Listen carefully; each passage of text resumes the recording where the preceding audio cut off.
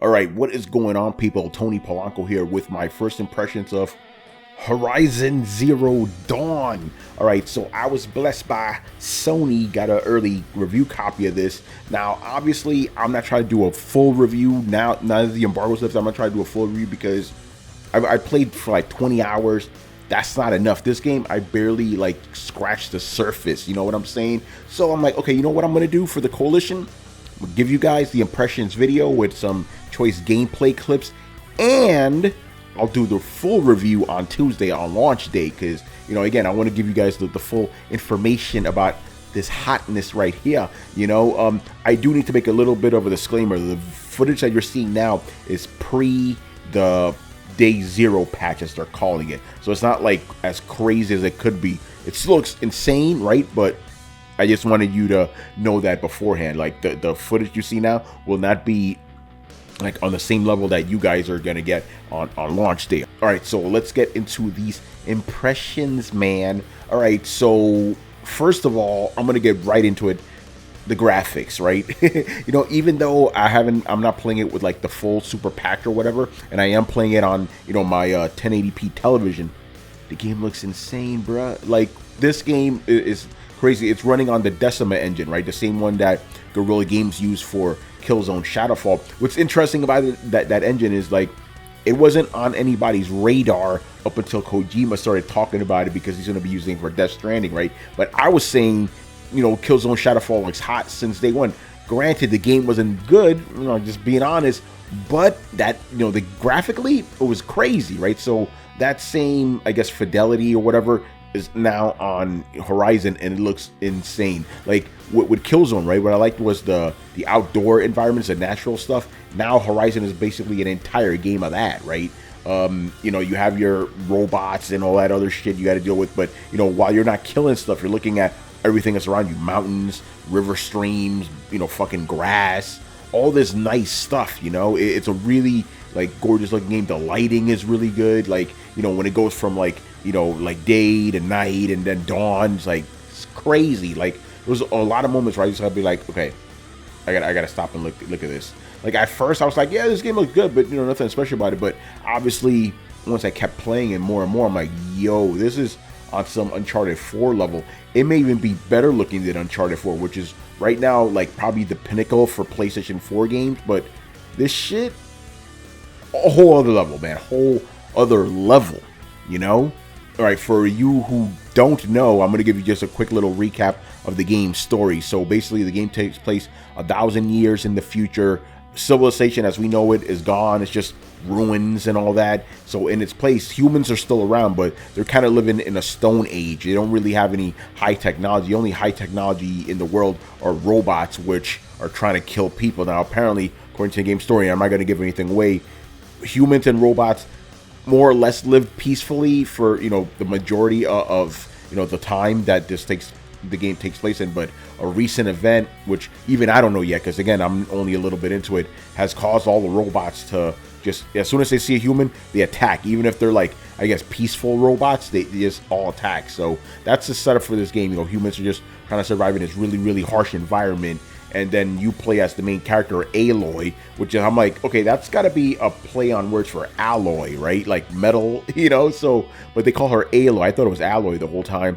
And, you know, she's pretty cool. She's like, I guess she's like, what's her face? I forgot her name now. I think Nariko from Heavenly Sword. Correct me if I'm wrong on that name, but she kind of reminds me of her because, you know, she's like a white chick with, you know, red hair and braids and stuff. You know, but she's pretty cool. You know, I enjoy her. You actually get to see her, like, you know, come up to be who she is in the game. I'm not gonna give anything away, but like, okay, that's pretty cool. You know, we get to, like, you know, empathize with the character. That way you get to know him a little more, which is pretty cool, you know. And I like the diversity of different peoples. Like, I like how you could tell, like, a person's from a specific tribe from the markings on their face. I'm like, okay, that's from blah blah blah tribe. Pretty cool, you know. I do want to quickly bring up the facial animations. For the most part, they're good, but there are some points I'm like, the lip syncing ain't all there, man. What's up? You know, but for the most part, it's really well realized. And by the way, I got my PlayStation hat, obviously. But yeah, for the most part, the animation, you know, facial animation is really well realized. I enjoyed that. You know, it looked really good. I'm looking at this game, right, because it's a giant open world game too. And I'm like, why can't Bethesda make games that look this good? You know, I don't get it. It's like there's no excuse for like that company to have like these horrible looking games when you have other companies, you know, like CD Projekt with The Witcher 3, gorgeous looking games.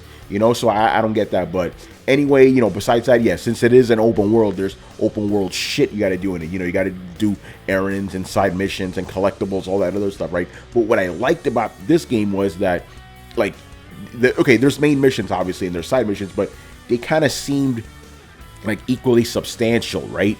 Like, they didn't seem like one is better than the other, or, like, you're like, oh, my God, this is clearly a bullshit filler side mission. Like, the side missions in this game are...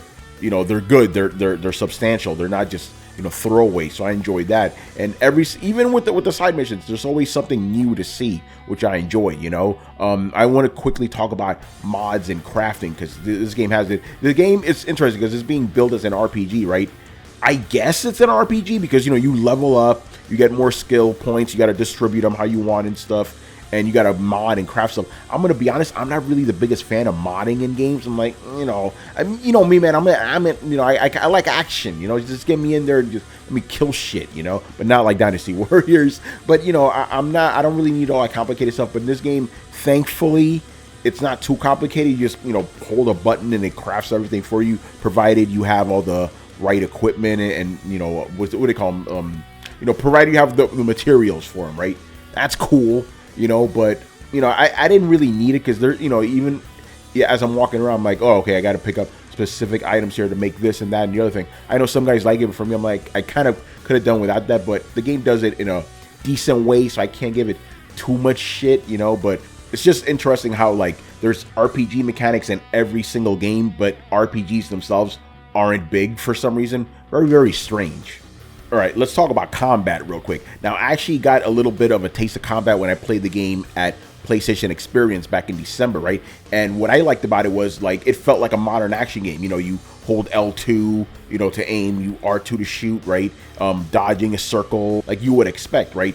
But there's a little bit more to it than that. Even though the game is mostly just you shooting arrows and stuff, there's still other things in there, like, you know, bombs that have elemental effects like electricity, fire, and shock, you know, and they're all... I just said electricity and shock. Electricity, fire, and ice. There you go. You know, the elements and stuff. So those are really good. But for the most part, you have to, like, use arrows, because normal arrows too, because there's fire arrows. I'm going to get to those in a bit. You got to use fire arrows because if you shoot specific spots on robots, it'll, like, weaken them. So you got to, like, be really precise with it. Fire arrows aren't too... They're effective for some enemies, but not all enemies. So you got to be aware of that. I'm going to tell you a little funny story, because half the time I was actually playing the game kind of wrong. I was like, as soon as I got fire arrows, I'm like, I'm just going to use fire arrows for everything now. No, I needed to use regular arrows, you know, and it made the game a little bit easier with that. But at the same time, the game is actually pretty tough. Like, if you go into an area that's, like, you know, above your level, it's going to be tough. Like, you could do it, maybe squeak by, but it's tough, bro. You know, so you gotta be mindful of that. If you go to an area and there's like, hey, this is level 20 and it's in red, don't go in that shit. You're gonna get fucked up. You know, but yeah, I enjoyed that. And going back to fire arrows, you know, you gotta, like, they're really good against human enemies, obviously, and animals. Yes, there are animals in the game, but, you know, the game hasn't said this yet, but this is just my theory.